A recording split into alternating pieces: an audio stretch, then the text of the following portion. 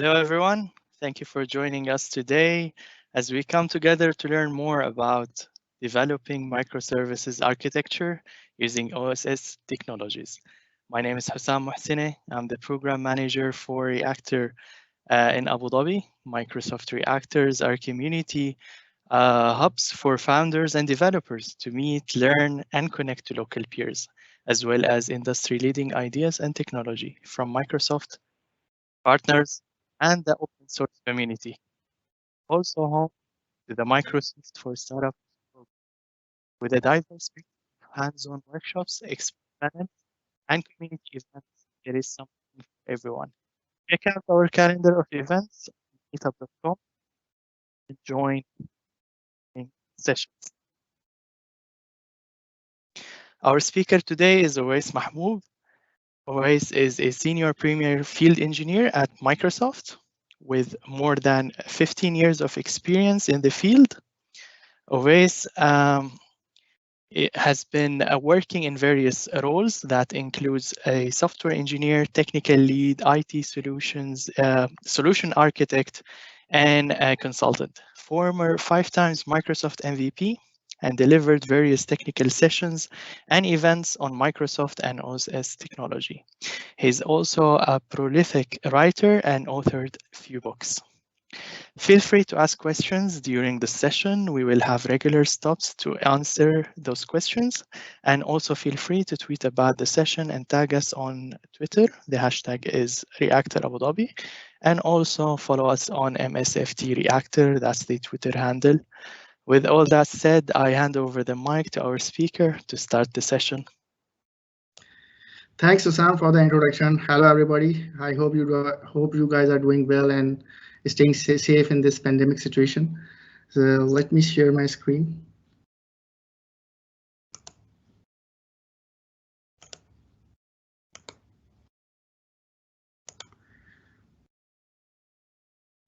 Okay, so basically, microservices is one of a very important topic these days, and we have seen like many customers and enterprises are now moving towards microservices architecture. The reason are there are a lot of benefits, although there are some challenges as well. So in this session, we'll be talking about a microservices architecture that is built on using the various OSS technologies, and we'll be walking you through a real-life case study that we built on top of microservices architecture, which is an online auction system. And in this session, we'll be talking about certain patterns and practices and some key building blocks, which are essentials when you are building microservices architecture. So feel free to ask any questions during the session. You can just post it on the chat window, and I will do some regular pauses during the session to answer your questions.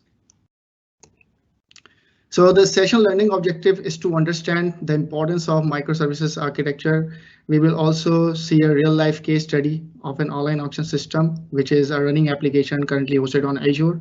We will also discuss some patterns and practices which are used in the applications, how we utilize Microsoft Azure to make it cloud native, why CI and CD is important for DevOps, like for deployment and building your services.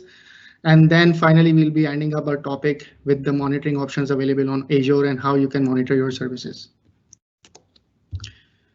Just to recap again, I'm Owais and I'm a senior PFE in development at Microsoft.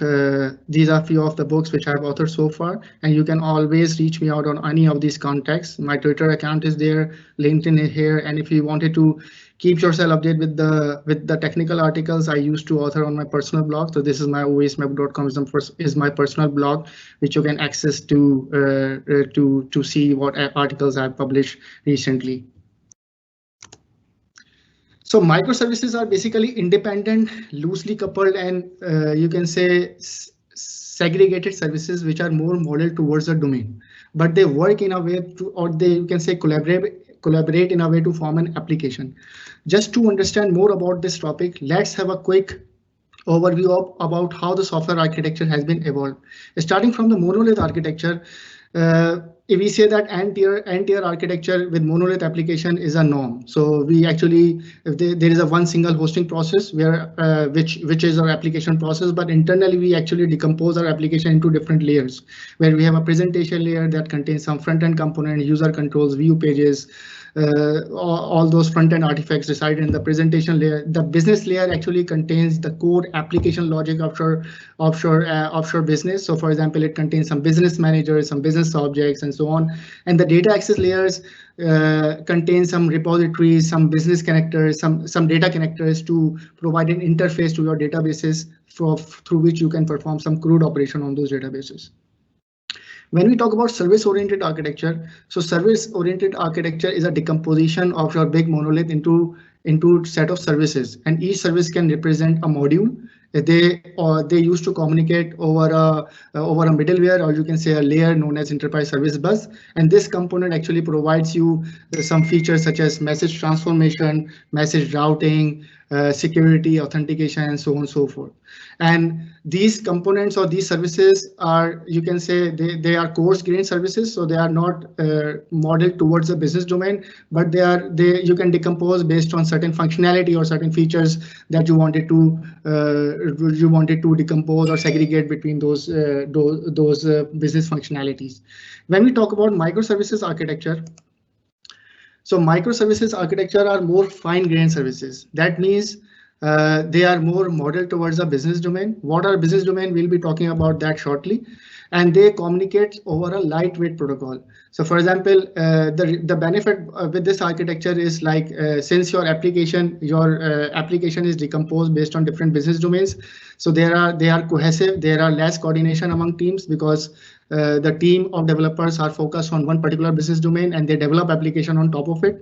And usually we have one front end, which is you can say a client application, which communicates to these services through some gateway, or there are different communication patterns and practices as well that we can use. So this is just a schematic representation of what microservices architecture looks like. There are a lot more that we'll be talking shortly.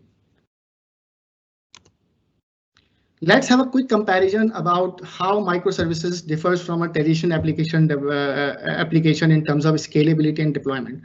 On the left side, we can see there is a big monolith application, and there are like around 6 modules, which these are part of one application itself. So that means this application can be deployed as a single hosting process. So if you wanted to scale out this application, for example, there is one particular functionality, but you wanted to scale out that functionality because you are getting some performance issues or some lot of requests on that particular area or functionality of that application, but you cannot independently scale out. You have to scale out as a whole. So you want a similar specs of your VM with the same memory or CPU power to scale out the whole application. In terms of microservices, it represents a single application, but there are a set of different services which are hosted on a separate hosting process, and you can independently scale out. So we can say that scale out is inexpensive as compared to the monolith application. And for example, it's a shopping system, and you found out that over the weekend there are a lot of orders generating, and you ended up with some performance issue with your order service. So you can independently scale out your order service instead of scaling out the whole application. So this is one of the benefits. Another benefit we get with microservices is deployment. Sometimes with monolith application, what happens if you start your application at certain time, and after certain years you found out that your application becomes quite big. You have a huge code base. So sometimes developers feel there is a lot of risk of changing the underlying you can say functionality or incorporate new changes in the application. So the risk factor is there. And for deployment also, if your deployment fails, it will fail. Your whole application will fail. You cannot run your business in that case. With microservices, what happens? You can independently modify or change that service, and that means you are affecting some part of the business, not the whole business. So this is one of the advantage we get with microservices in terms of deployment as well. However, since your application is segregated into different chunks of services, so manual deployment is not a recommended approach. That's why you need to adopt DevOps practices like CI/CD to deploy them automatically through the tool. So this is something, the manual deployment is a cumbersome process when we talk about microservices architecture. Same goes with databases. So in databases, what happens that we have usually seen that with traditional application, or you can say a monolith application, we have a big database, and as we grow, the database becomes way big, and it's sometimes difficult to control or maintain your databases in terms of taking backups, compressing logs, and so on and so forth. With microservices architecture, each of your service has a different has a separate database. So that means, for example, if there is an order service have their own order DB. If there is a payment service have a payment DB, and so on. So in this case, your database is divided based on business domain or capability. However, there are certain challenges in terms of maintaining consistencies across databases, in terms of establishing transaction between databases. So that is something which is more challenging when we are working in microservices architecture, and there are certain patterns to address those challenges as well. Okay, let's talk about some benefits of microservices. So first of all, the business functionality is encapsulated into smaller targeted services. So this is what we talk about. We discussed this in the last slide, that you decompose your application based on business subdomain or capability. So each service representing one business functionality. Each service can evolve and deploy independently. This is something which we can easily scale out, or we can deploy, we can change that, modify that service with a very minimal risk factor in place.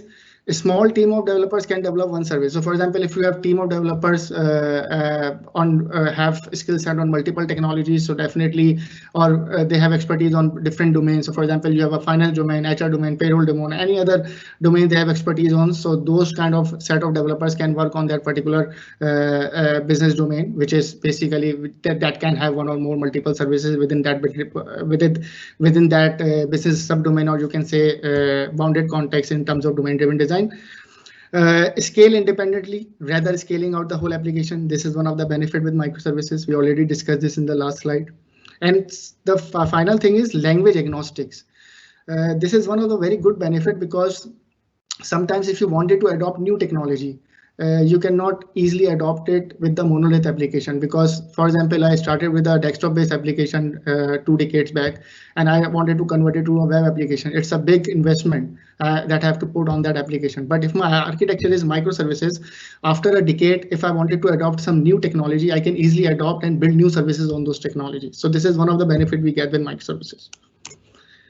And so, apart from benefits, there are some challenges as well, because with microservices, we can adopt new technologies. So your team of developers need to upgrade themselves, need to upgrade their skill set. They should be learning capable to adopt new technology as you grow, or as you wanted to use in your application. Manual deployment is a cumbersome process. So definitely you have to go with some automated thing. You can use DevOps to automate your pipelines for deployment. There are certain various patterns that are used for communication, because all of these services are exposing certain endpoints. So sometimes what happens that your transaction spans multiple services. So how you maintain consistencies across those services or databases. So there are certain patterns that you can go with, like CQRS, Saga pattern. These are the patterns. We will be talking about that in shortly. Distributed transaction is not supported, so you cannot use ACID transactions. So the transactions that we use known as base transactions, so which is basically based on event-driven messaging system. So you can utilize those systems to trigger an event to save or commit or roll back that particular operation which happened to that service earlier. So let's talk about a real-life case study and online auction system that we built on top of microservices architecture. So the features, the online auction system is basically a place for seller and buyer to trade different kind of items. There are certain microservices, set of microservices that we built on various open source technologies, like one service on Node, Java, just to represent that how different technologies can be fit together and work together in a form of application. For the front end, we utilize Angular to build a front end application. And we have also used, because this is a cloud native solution, online auction system is a cloud native solution, so everything is hosted on cloud. We are running services under AKS. I'll be talking about that architecture shortly. So this is just a quick intro about what online auction system is. And we are using Azure DevOps for complete application lifecycle management. See, these are some of the features. So anybody can come to access that website and he can self sign up or log into the system. Once the user logged in successfully, he can create new auction items. He can also see the active auctions and place bid against those active auctions. Each auction has a valid time period. So when you create an auction, you can keep it active for like 15 minutes or 20 minutes, or maybe in hours or days or months. And though that auction becomes active for that particular time period, and once based on the highest bidder, once that time elapsed, so the highest bidder is awarded, and then he can proceed with the payment option as well. So let's have a quick intro demo of what online auction system is. So this is what online auction system is. It's a web application built on Angular. So here you can actually register as a new user, or you can log in to the system as well. This is currently hosted on Azure. We can hit login, and I'll just log in with my account with my credentials.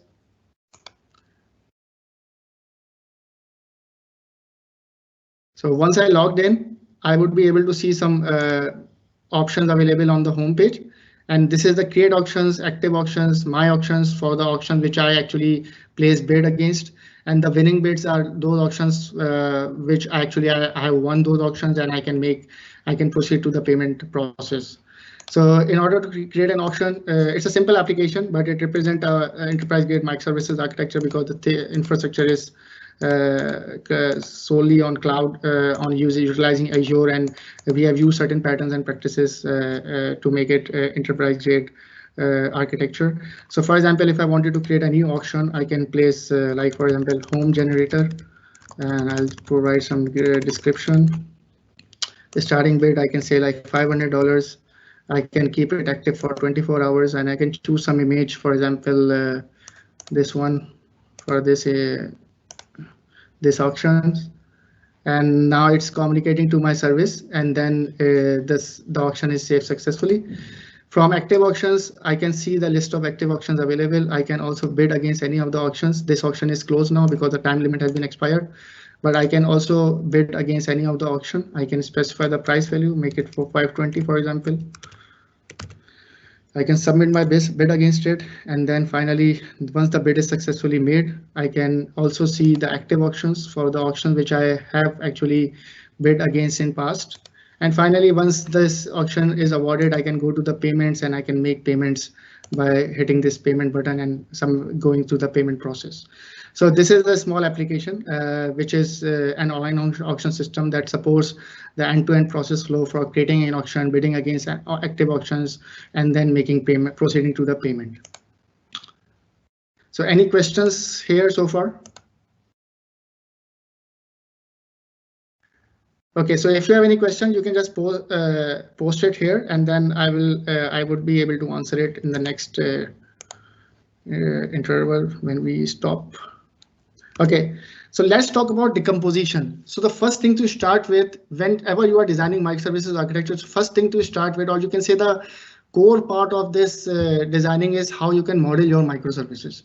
So normally when you are taking or grabbing requirements from customer, you have to understand their business. Sometimes in this case, you have to involve some domain experts to help you in understanding what are different domains they have and how you can structure or model your microservices. So the first thing to start with is like how you can decompose your microservices. So there are different decomposition principles.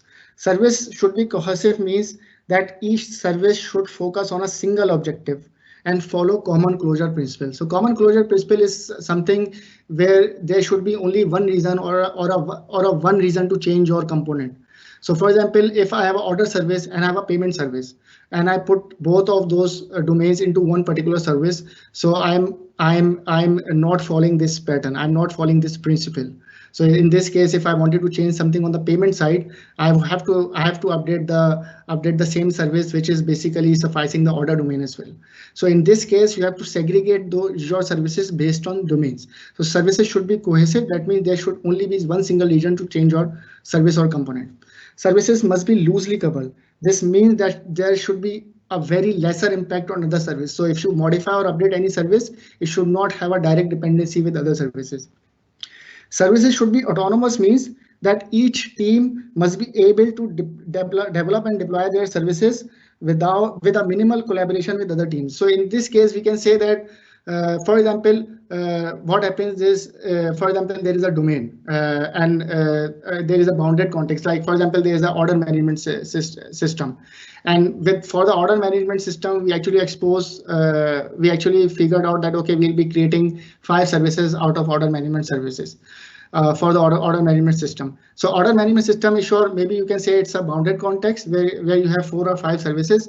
But when you are assigning those services to the team, maybe you assign to multiple teams. So for example, one team is working on create and update order, other service is working on some other operation of that order management system, and other team is working on other. So this is not autonomous, because in this case you have a dependency on other teams as well, and there you will end up with a lot of coordination issues with other teams. So it's always recommended that when you are defining teams, they make it like you can assign that particular team a full bounded context, like that have one or multiple services. You should not segregate them to multiple teams. So this is one of these are three primary principles which should be addressed when you are decomposing or modeling your microservices. So we actually use domain-driven design principle, and DDD is a software development approach to map technical implementation to business domain. I can spend an hour on DDD because it's a very big topic, but I will just mention this. It's basically it's follow a business by subdomain strategy, in which you have to identify the subdomains, you have to identify the bounded context. So bounded context is basically provide a logical boundary within your business. So for example, order management, payment management, payroll management, these kind of things are bounded context, and then you can define the subdomains within that. Bounded context actually communicates in a business language, which is ubiquitous language. So for example, in auction service, a person who is creating an auction can be termed as a seller, but the person who is paying for that winning auction item can be treated as a payer in the payment domain. So each have different models, each domain represent different models and have their different names, you can say, or terminologies, but they are same user, they are representing one single person. So based on this DDD principles, we actually decomposed based on these 3 categories. Core domains are those domains which are basically primary domain of your application. So without those domains, you cannot consider running your application business. So in this case, for the online auction system, we found out that auction management and bid management are our core domains, because without this, we cannot create auctions, we cannot bid against active auctions. Supporting domains are those domains which are the main domains, but even if they are temporarily down or the services are not working, we can still run the major part of our business. So we can say that payment management or payment services is part of the supporting domain, because if the payment is not working or the payment domain is down for some time, even we can use the major part of the business. However, this is equally important, but it's not that critical. Generic domains are those domains that you just pick off the shelf. So for example, these are some generic domains just to provide identity management, or for example, you wanted to send out some notifications, or you wanted to use some gateways to send out some SMSs and so on. So for these kind of domains known as generic domain that you just use out of the shelf, and then you can integrate it with your application. So identity management for user authentication registration scenarios. So this has nothing to do with the actual business of our application, but it's basically, we can say that this can come under generic domain. So based on this DDD principle, we actually split based on subdomains. So we have auction management, bid management, payment management, and identity management as subdomains. For each domain, we have different processes. So create auction, update auction, make bid on active auctions. For bid management, payment management, make payments. And for identity management, we have user sign up, sign in, profile edit, and password reset scenarios. So we map these processes and subdomains to these services. So for auction management, we have a service, auction service, bid service, payment service, and so on. For domain category, these 2 are core domains. This is supporting and this is generic. For the underlying technology, we built auction service on Node.js and use MySQL on Azure to keep the auction database. For bid service, we use Java Spring Boot framework. And for data store, we use Mongo API and Cosmos DB. For payment service, we use .NET Core, and then utilize Azure SQL DB to keep payment information. And for identity service, we use Azure ADB2C because this actually provides you to enable self sign up. You can define certain users flows, and this is very good feature on Azure that you can create your own custom tenant where you can configure certain users flows, and then you can integrate with some authentication libraries such as MSAL to integrate your application and support modern authentication for scenarios by using OpenID Connect and OAuth protocols. So we ended up using Azure ADB2C to utilize this thing. Next, we have distributed database and patterns. So let's talk about, since your application is basically decomposed into set of services and each service has different database. So how you communicate between different services. So for example, in this diagram, we can see a user is accessing a shopping service, and user is making an HTTP post request to add that item into the shopping service. Now shopping service has its own data store where it will keep insert that item into that database. But we have product service and pricing service as well, and these services have separate data stores as well, where product service contains some basic product information and pricing service contains product pricing information. So in order to add this item into the shopping service needs to grab some product information and pricing information. So this is one pattern, and this is an NT pattern. That means this shopping service will make a direct HTTP GET request to product service to get the product info, and then make a direct HTTP call to pricing service to get the pricing information, and then save it into its own data store.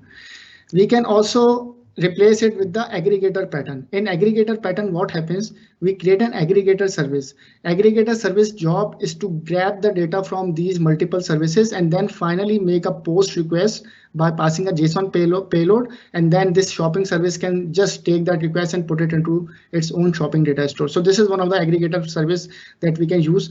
In Azure, we can also use API management, and API management also provides you to define certain policies.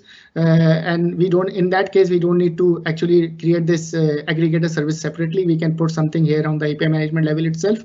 So it will call these multiple services and then finally make a JSON request and send it to the shopping service to save that information. So this is an aggregator pattern. Another pattern which is more widely used in microservices architecture is command query responsibility segregation, CQRS. So in this case, what happens now, since product service has its own product DB and pricing service has its own pricing DB, and these services will be used to perform some CRUD operation on product and pricing information, pricing databases.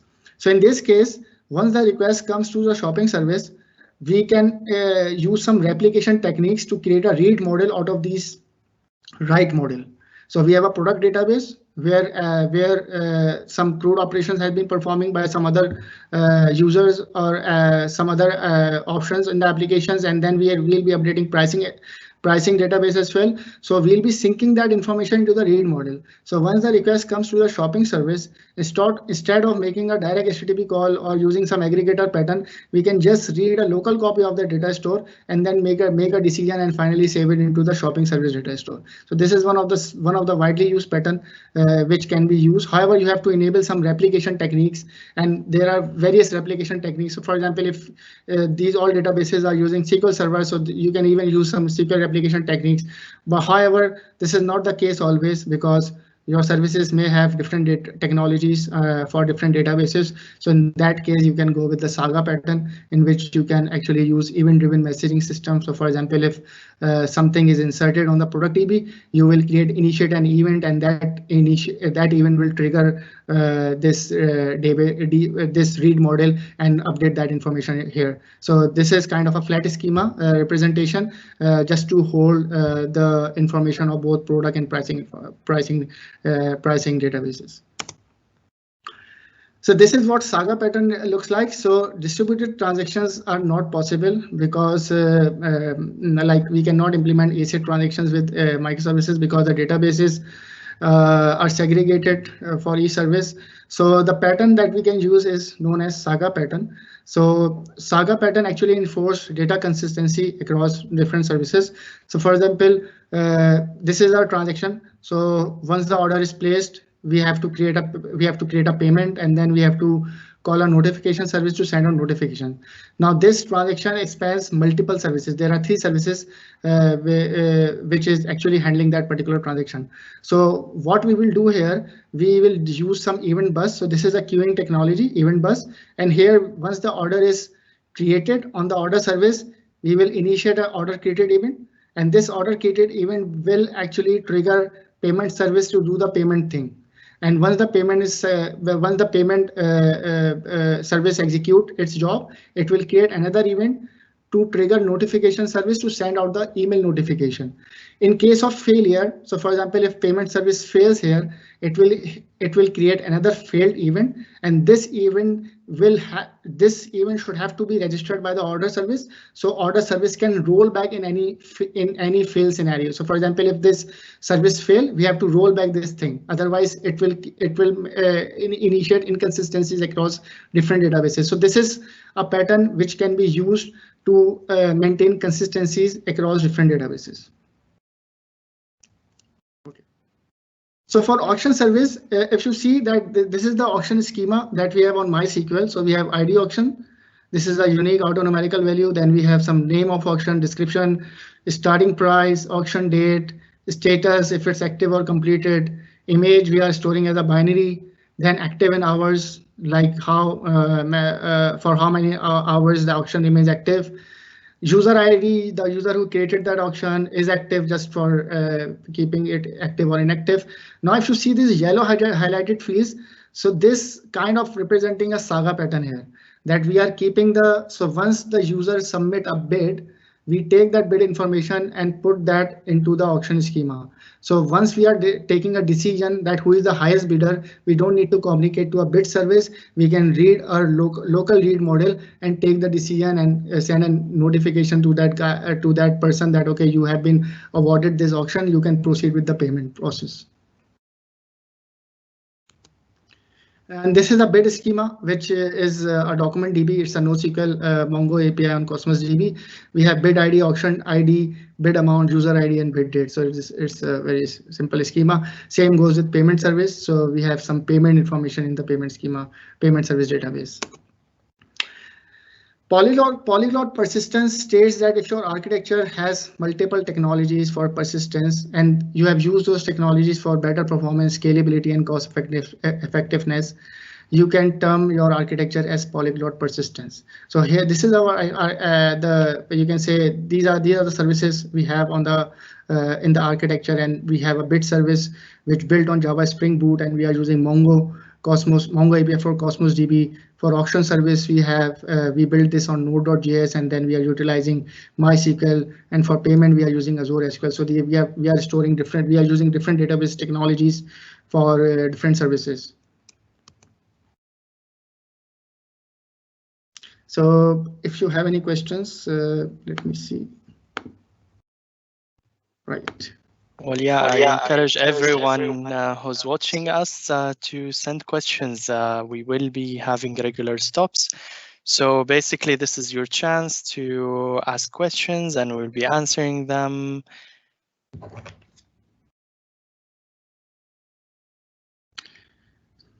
Okay, so basically, let's talk about the architecture. So this is the actual architecture we have for this system.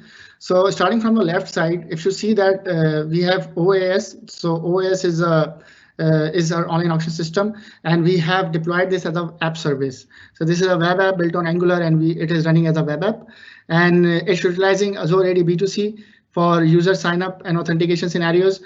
And this service communicates to backend services using API management. So we have a gateway in between. So there are a lot of advantages of using gateway. We'll be talking about that shortly. But this service is communicating to API management, and here we have certain policies defined to validate the token and other stuff as well. And then once we receive this APIs, we then route it to the backend services, which are currently hosting under AKS, Azure Kubernetes Services. And These services are using public the Azure cloud databases, which is MySQL, Azure SQL, MySQL, and Cosmos API.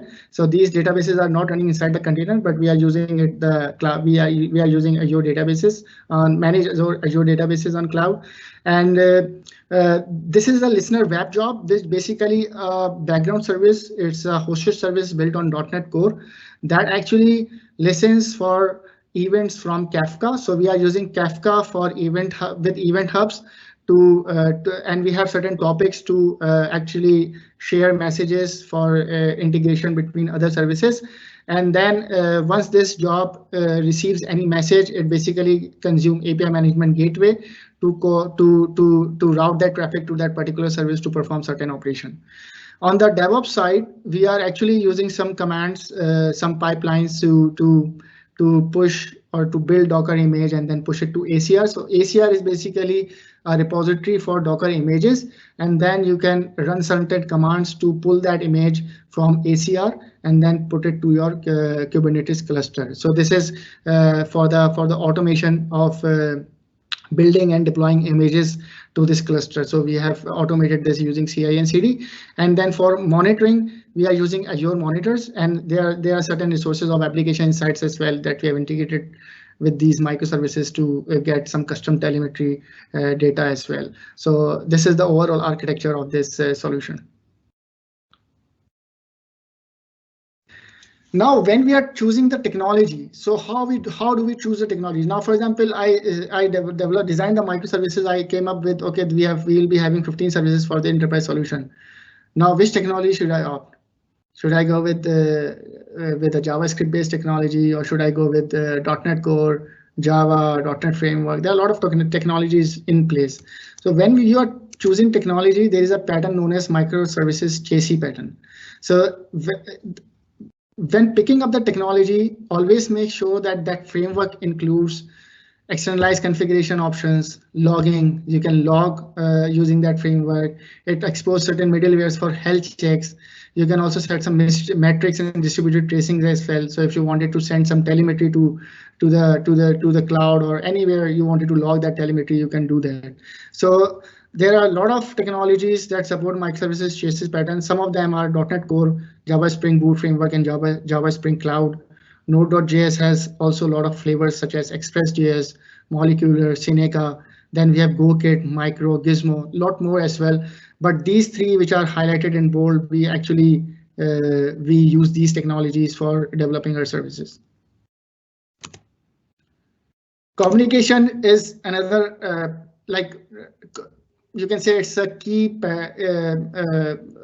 You can say a building block when we are creating microservices application, because all services are actually exposed behind an HTTP endpoint, and there are a lot of approaches to establish communication between them, in which two most widely approaches is like synchronous, which is request response communication, in which you make a direct HTTP call to the other service, and the other one is publish subscribe asynchronous communication, in which you use some event messaging system to publish the message, and based on the subscriber they read that message and perform desired operation.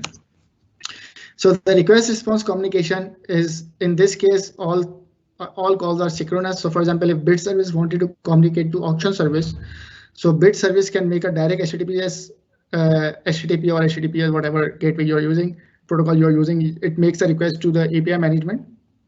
This can be replaced with some other component depending on which gateway you are using. And then this actually route request to the auction service. So this is a direct, simple request response communication. The other one is a pub-sub communication, where you have certain topics, or you can say certain queues on this channel, and then it works on a publish subscribe mode, where you publish certain events, and based on the subscriber, they receive those events and process the message.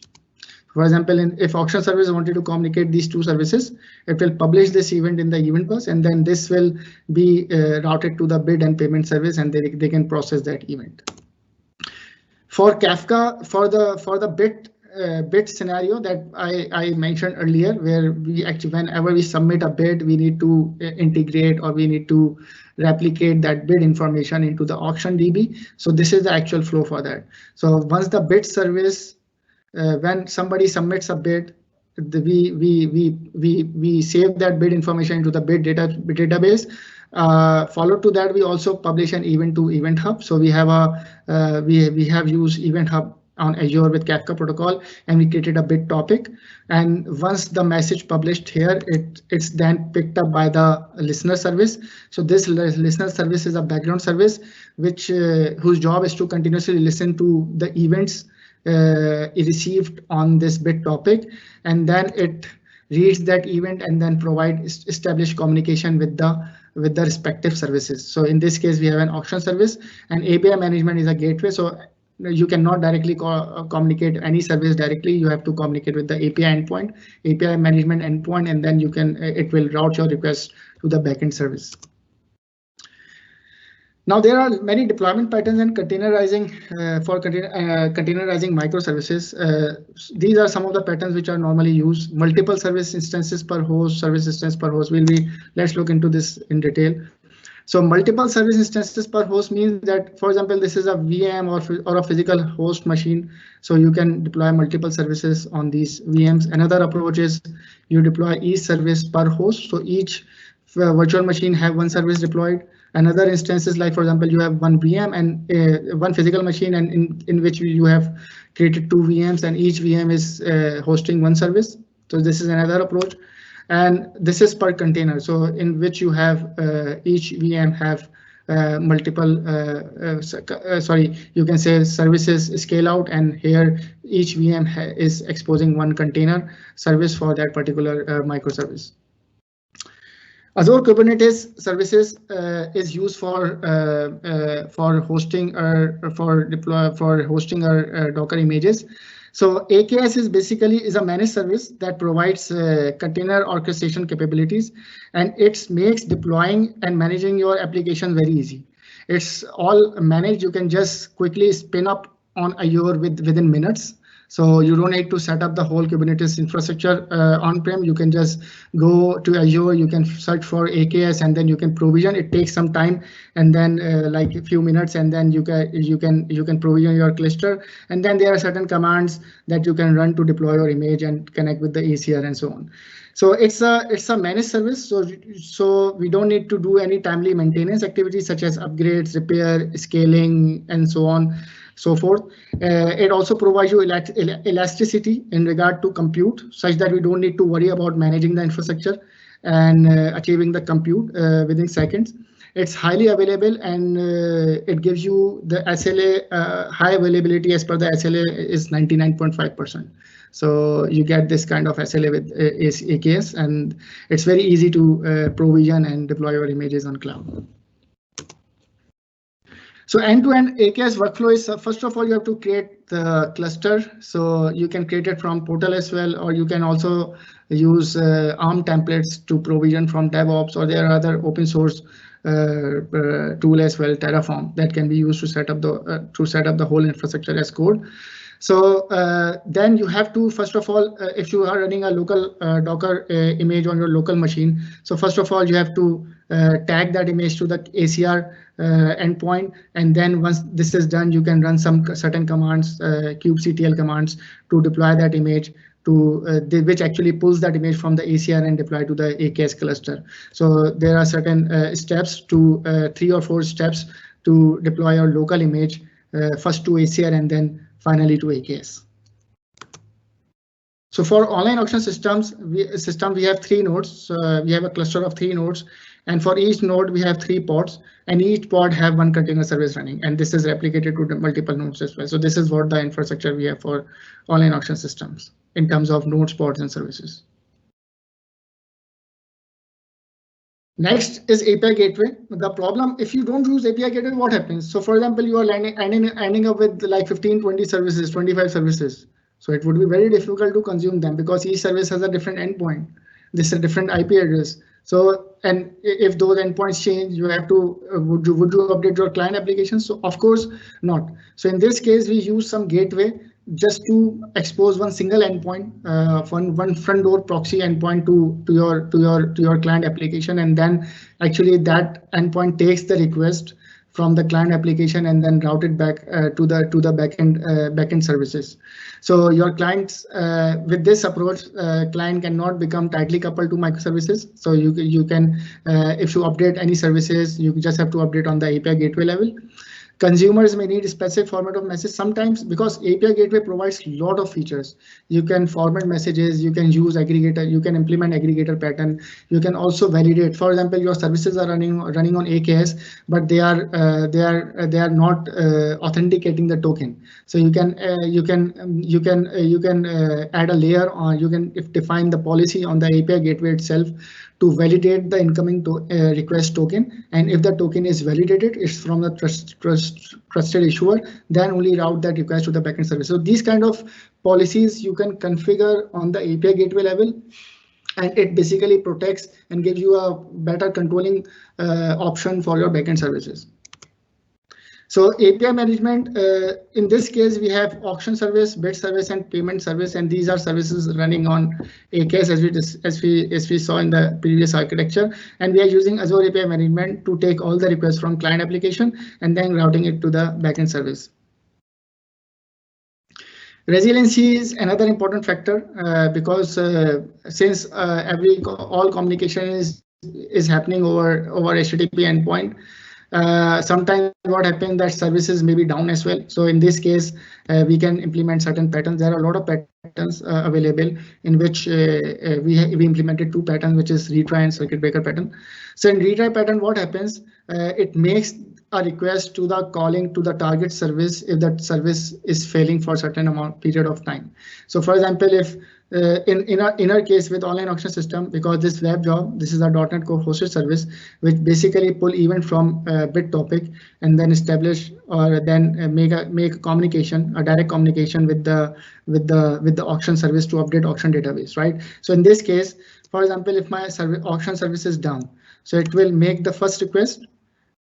If the service is down, it will wait for some seconds or some, you can define that configuration value and make a second request, and on the final request, if the service is up, it will get the success response. So in this case, the request will not be routed back to the caller that okay, service is failing, but internally it will make some requests by implementing the retry pattern. So this is one approach.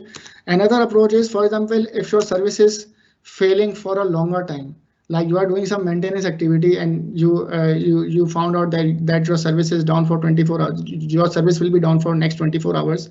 So in this case, you don't want every failed request to be retried multiple times. You want it to fail fast. So in this case, you can implement circuit breaker pattern, and circuit breaker pattern actually works in 3 states. So closed, open, and half open. Close means if the circuit is closed, so it's like an electronic circuit. So if the circuit is closed, you can reach to the target service. If the circuit is open, you cannot reach to the target service and you get the exception immediately. If the circuit is half open, that means the first request that comes to the breaker will be routed to the target service, and depending on the result, if the result is success, the circuit becomes closed again. Otherwise, the circuit becomes open again for some period of time. So in this case, let's use the same scenario where the .NET Core hosted service is trying to establish communication with the auction service to update auction database. So in this case, if the service is down, it will make 3 attempts with the retry. So you can actually use retry in conjunction with circuit breaker pattern. So you can wrap the retry request with circuit breaker.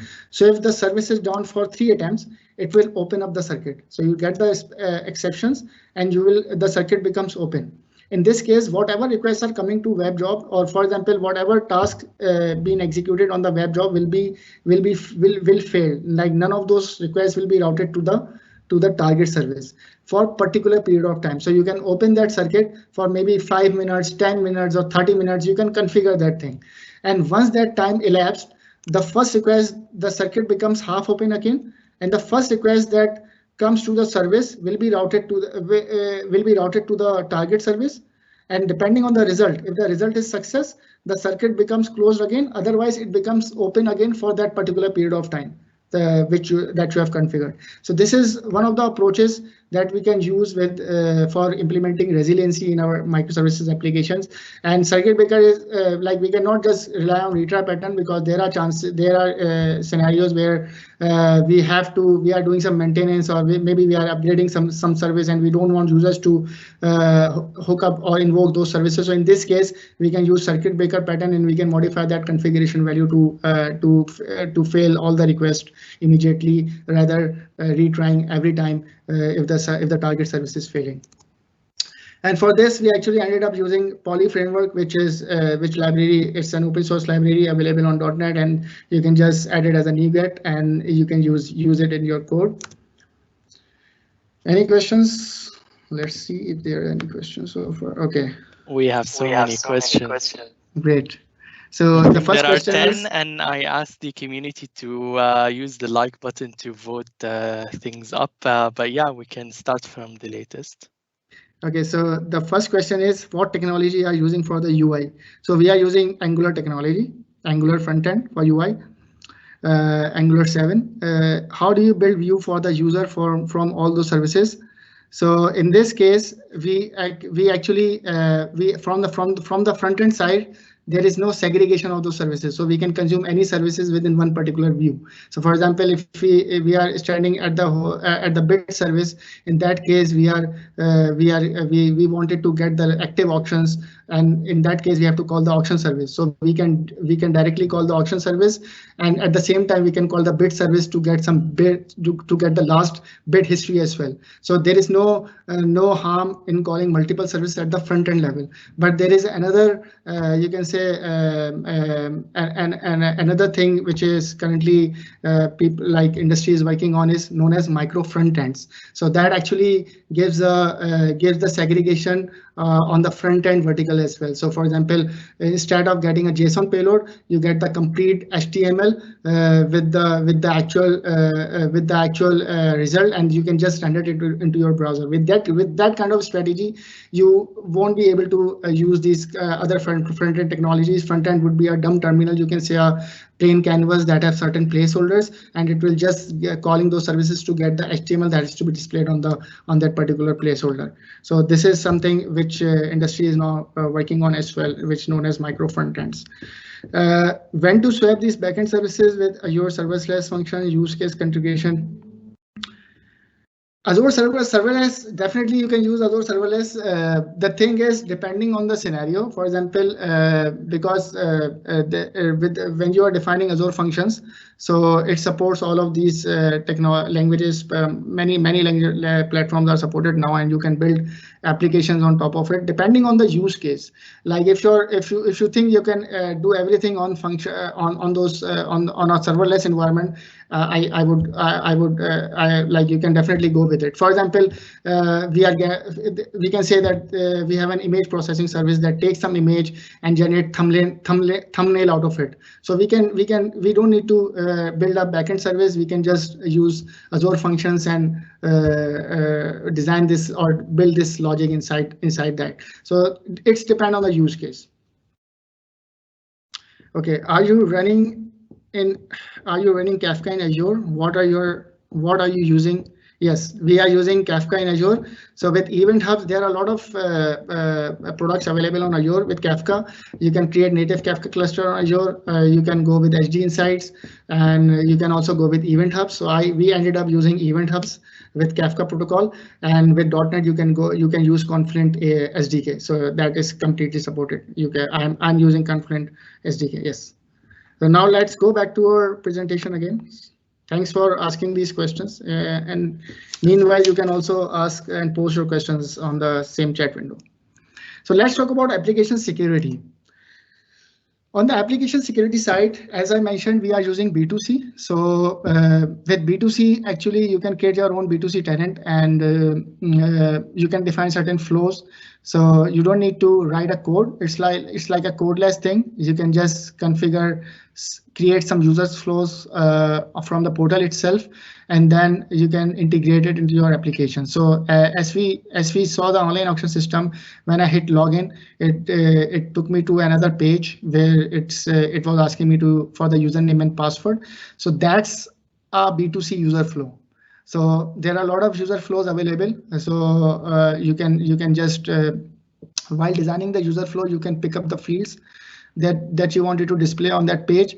Plus, you can also provide some social authentication. So for instead of user to register with his email, you want user to sign up with his Facebook account, Twitter account, any other account. So those social authentication identity providers are also available with B2C, so B2C, Azure AD B2C, and you can easily integrate it with your application. For on the code side, because we have to challenge user to provide his credential. In that case, we can use MSAL library, Microsoft Authentication Library, and with this library, you can actually once the user hit, you can use this library to redirect user to that central authentication server of B2C, and then once the user is authenticated, it will return a token, and that token you can validate within your front-end application on Angular, and then for every request you can pass that token to the API gateway. So this is what we are doing right now, and so this is something which you can easily implement with B2C. You don't need to develop a new service, or you can say a new server to accept those requests, to provide some user authentication scenarios. You can just quickly use B2C, and then you can provide this self sign up and registration process right away. So basically, in our scenario, we have Azure API management as a gateway. So whatever requests we are receiving, we are validating the token. So whenever I'm calling my backend service from front-end application, which is on Angular, I actually provide that token, which I actually received after authenticating to the B2C tenant. So that token I pass to my API management, and this is the policy file. You can say it's the policy script which I have to specify on the inbound policy layer. So with API management, there are different policies you can specify at the inbound level, outbound or backend or outbound. And so for inbound, whatever requests comes to API will be whatever policies you have specified in the inbound layer will be validated. So this is the OpenID config URL. This is the metadata endpoint. So based on this, you get this issuer address, and this audience is my application ID. So in order to let API management validate your applications, you have to first register your application on the B2C tenant. And once you register your application, that's a separate process for it. And you get the application ID, and then you have to configure this policy to validate the incoming tokens, and then finally route the request to the backend services. So this is what we are doing. We have implemented on the IPM level. And this is the overall flow. So first of all, to implement end-to-end authentication flow, you have to register a client tab. And this client tab you can register on AD, Azure AD, B2C tenant. You have to note the client ID and client secret. Then you have to use MSAL library to configure authentication. This library is available for all platforms, not only Angular, .NET Core, Java. You can name it, you have it. So this library is available for SDKs, is available for all those platforms, and you can use it to integrate to provide this authentication scenarios. And once a user visit to this website, he challenged for username and password, redirected to the B2C user flow page. And once the user is successfully signed in, it returns a token with set of claims, and then we pass that token as a bearer token for all API requests, for all the backend services requests through API. And then here we are validating the token, and then finally routing the request to these services which are running inside containers. So this is the overall end-to-end authentication flow we have implemented for this application. Now the last topic is monitoring. Monitoring, there are a lot of options available on Azure. So now you can go with Azure Monitors. So when you log into your portal, on the left pane, you can hit monitors, and then you can see a lot of information about your containers, your applications, your VMs running on cloud, and it also provides you to monitor your Kubernetes cluster as well, like what's the health of nodes, how many nodes are active, how many pods are running, and so on and so forth. Plus Plus, you can also use application insights with your microservices. So what we did actually, we created an application insight resource and we integrated on the application insights on all these services. And we are also passing some custom telemetry. So application insights is a resource, is a cloud resource that gives you complete monitoring, end-to-end monitoring about your application usage, how many users attended session, complete dependency graph about where the request comes from and how many requests you receive, what was the response time, if it's communicating to some databases, those kind of dependency you can also see it in the application map. And then you can also visualize them into different formats, like you can visualize them in workbooks, dashboards. You can also visualize them in Power BI and use some queries to get some fancy graphs. And then you can also set some alerts and based on some alerts and metrics, you can auto scale your cluster, and those kind of things you can manage with as well with Azure monitors. So when you are creating a Kubernetes cluster, you can create, while creating the Kubernetes cluster, there's a tab monitoring. So you have to enable this tab, or you can, if you have already created the cluster, you can also run this command az-aks enable add-ons, which actually enable monitoring on your AKS cluster. And then from here, this is the monitor page from where you can actually go to the containers and you can see what containers are there, a complete check on the containers performance and all. So let's have a quick demo of what monitoring look like. So basically, this is a portal, and here I can access monitor from the left pane. And you can see that I have some insights on applications. So these are application insights resource. I can also see what virtual machines are currently running, and I can see the complete, I can diagnose the performance and health of those virtual machines as well. Plus, I can also go to containers and see how many clusters I have currently set up. So for example, this is my online auction Kubernetes cluster, and I can drill down, see the node pools. So CPU utilization, memory utilization, node count, active pod count, some other details. So a lot of details are available that I can monitor it from the containers side. Plus, I can also see the logs, and it gives you the complete analytical query that I can execute to see the node performance and so on and so forth. For example, I wanted to count app logs by severity. I can run this thing, and it get me the results right away. So this is one thing.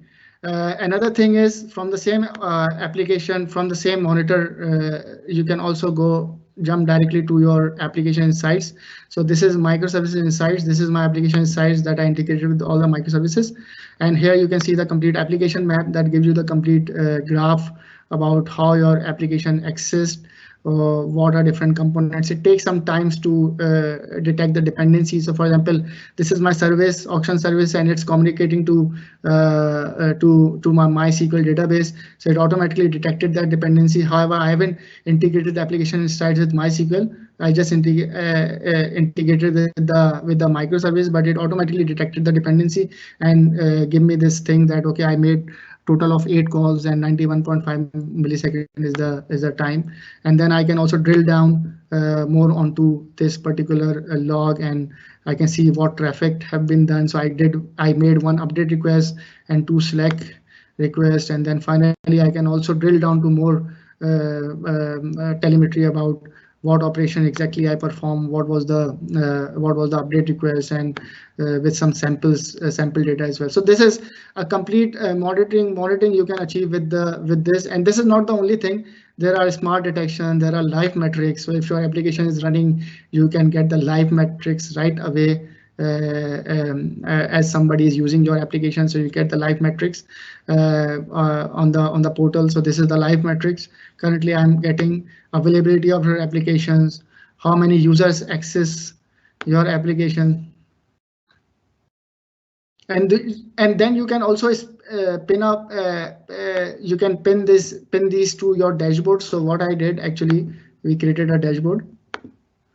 So this is my online auction system dashboard. So I get a glance overview about how my application is performing. This is my Cosmos DB data. So it's showing that, okay, I have total 165 documents in my Cosmos DB database, and then I can also drill down more into see what is happening. Plus, you can also add a lot of other graphs as well. So this is one of the very good thing that you can pin those things to your dashboard and you can just present it to your stakeholders or maybe for your infrastructure team to monitor your infrastructure on cloud. So for this, we are using Azure Monitors and using some other resources, application sites to get this telemetry. Finally, we have a DevOps. So we are using Git model to perform to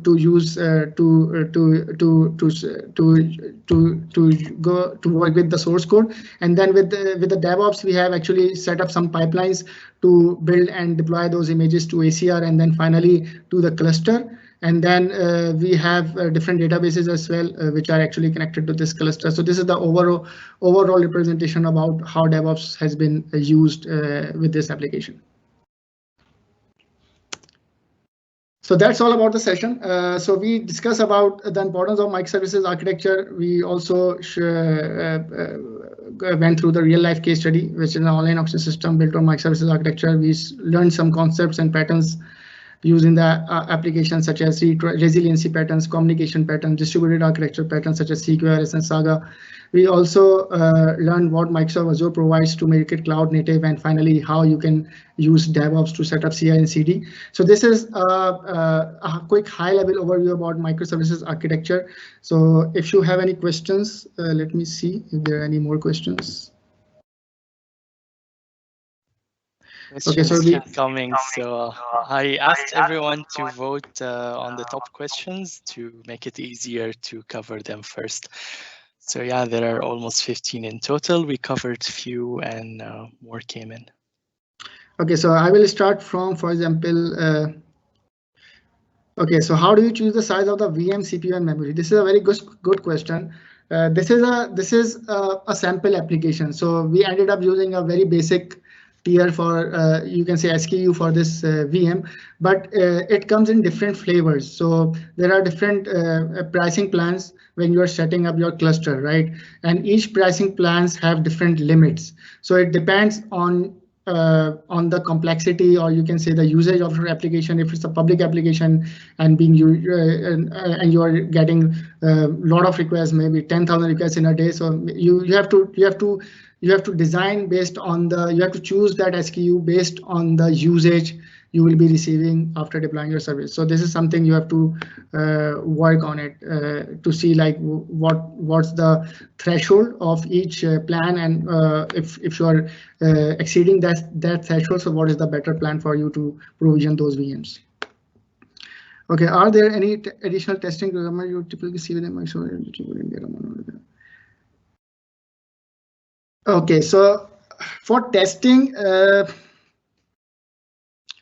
I think for testing with microservices testing, of course, each service should have a proper testing in place.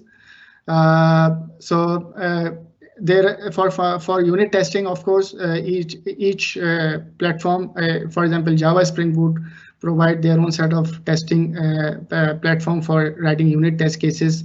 And for different platforms have their different unit test cases. So of course you have to develop those things being a developer. For the load testing, there are certain tools available that you can integrate with DevOps as well to get test the load on your services as well. So this is something you have to think about depending on the technology you are using and what testing platform supported. All microservices are connected to same endpoint. Is it possible to connect with different endpoints? All microservices are connected to the same endpoint. Okay, basically all microservices are connected to the same endpoint. That means you are saying that we are exposing one API management endpoint, and that endpoint we will be receiving that endpoint request from that for that particular endpoint.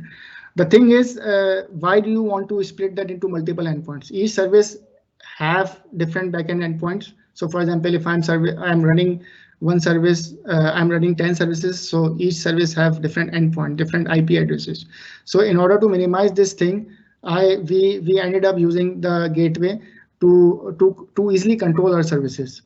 So the question, my question will be on this question, that why you need to have multiple endpoints. What is the goal? What you are trying to achieve here? So maybe if you can put a reply on this question, or maybe something, you can write another question for this one. Are you using cache anywhere in your setup? We actually started using Redis cache to keep some bit information, but we are not using anything because this business, we found out that maybe we will be adding some needless complexity in our application. So it's better to just remove that thing. But there are definitely, we use some cache mechanism such as Redis cache or any other caching mechanism to keep that information. For example, if you are developing a shopping system, so in that case, for cart management, you can use some cache to keep that information in the cart. But in this case, we are not keeping anything temporary. If somebody is bidding something, we need to save that information into the permanent persistent storage, right? So we don't want it to use cache here. So that's why we didn't use cache framework or cache technology, any of the cache technology. Can we get the slides of this presentation? Okay, I will check with Hussam, and then I think if we can share it out, definitely I will share it with Hussam, and then he will share it with you guys. How you develop and test all setup locally? Okay, so develop and test setup locally can be done definitely, because Visual Studio Code is, I'm using Visual Studio Code to develop all these services in Java, Node, .NET Core. This is one of the best tool in the market, editor in the market, which that have thousands of extensions. If you wanted to build any application on any platform, you can easily add those extensions and you can start building on it. So for me, I'm using Visual Studio Code. For Docker, of course, I have set up a Docker hub, Docker desktop on my machine, and then I created some Docker images locally on my machine first, and then I deployed to ACR and then finally to AKS. So this is something you can easily do it locally as well. There is no harm. So it is quite detailed and end-to-end solution. I have seen any suggestions for blogs, books. Yeah, so basically, okay, so we at Microsoft offers a 3 days, because this is a very high level session. We offers a 3 days workshop, hand-to-hand deep dive workshop on microservices. And but in that case, I'm under the Premier organization. So if you are a Premier customer, you can reach out to your account managers, and then they can actually arrange this workshop where we can deliver it to your organization. Apart from that, there's something which I'm working on right now. I'm working on a book. So I'll be authoring this book. Probably it will be releasing late this year. And I have captured the same case study that I presented today in this session. So once that book is published, so you can get the complete code base plus about the whole architecture. Like there are a lot of more topics on, as I said, on DDD. There is a whole chapter on DDD, but I cannot cover everything in 1 hour session. So from that book, you can get the complete details about this architecture. And finally, we have, can we get access to the demo payment system you have shown, please? What language? Demo is built on .NET Core. So we build this service in .NET Core, and for gateway, we are not using a gateway, any gateway right now, because this is just a sample application. Although we can use any gateway integration is not that complicated. But right now, just to showcase, like, okay, we have a payment service which captures some payment details and put it into the payment database. So this is what that service is doing right now. Okay, so thanks for all your questions. If you wanted to reach me out, you can again reach me out on these contacts. You can add me on LinkedIn, and you can also follow me on Twitter. And that's it. I hope you enjoyed the session. And if you have any questions, definitely you can reach me out to Hussam or me, and then we can take it offline. Thank you very much. Thank you so much, Uwais, and thank you everyone for joining us today. The session is recorded, so it will be accessible on the same link that you have right now, and it will also be available at a later stage on our YouTube channel. So make sure also you join us on meetup.com. There are many interesting sessions happening today and this week as well. With all that said, I thank you all, and I thank our speaker Uwais for his time and this beautiful session, and we'll hope to see you soon in a next one. Thank you, everyone. Thank you, everyone. Stay safe. Bye-bye. Bye.